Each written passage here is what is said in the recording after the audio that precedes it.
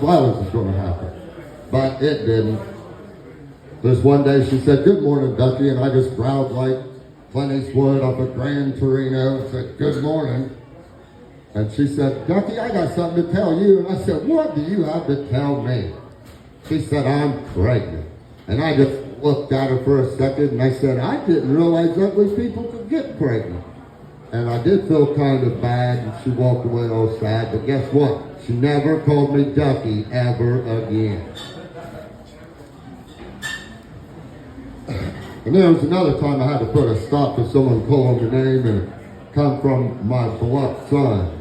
And I'm also uncle of 4 nephews, and of course my nephews all call me Uncle Donnie, and my 4-year-old son at the time would call me Dad. Well, one morning I looked at him and I said, "Good morning, Tig," and he just looked up at me and he said, "Good morning, Uncle Daddy." And I just looked at him and I was like, "Dude, you cannot call me that." And he just looked up at me with, innocent eyes, and he's like, "Why?" And I sat there and thought about it for a couple seconds, and I was like, "I can't tell this dude. You can't call me Uncle Daddy, because that means I banged my little sister, and now I've got you." So I did realize that I was talking to a 4-year-old, so I just kicked him in the head. No, I did not. Let's pick that little fella up. I did something more humane than that. I duct taped him up, and I threw him in a dark closet for about 2 hours.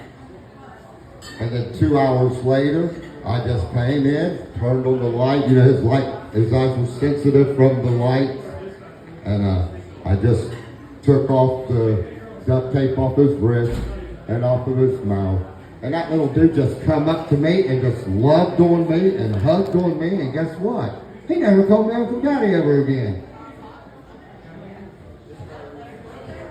So I don't know how many people are in love here.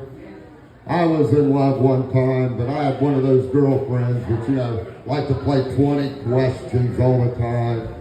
Little things, and sometimes she give you some hard pop quiz feeling question. Well, this one time, this chick gave me like this final pop exam. We were sitting there cleaning one day, and all of a sudden, out of nowhere, she was complaining that I did not pay enough attention to her. And I was like, "Baby, yes, I do." I said, "You can ask me anything in the whole wide world." I said, "If I don't get it right, you can kick me to the curb. I don't care." So we went back to cleaning, and out of nowhere, she said, "What color are my eyes?"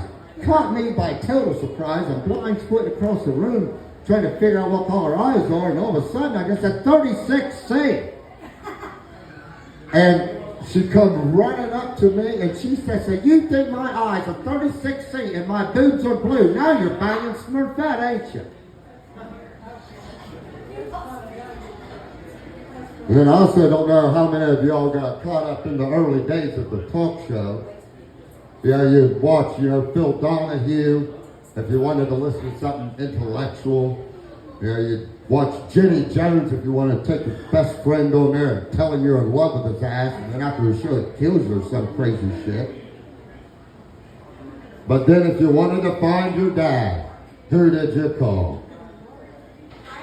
Maury. Of course, Maury. Well, one day my mom took me on to Maury and wanted to find my dad. We're sitting there getting interviewed, and he was asking me and her a few questions, and then all of a sudden he said, "And the results are in." And he sat there a couple times and said, "You are not the father to a couple dudes." And then all of a sudden he snapped around to my mom and said, "You are not the mother." So I went on this show, a freaking bastard.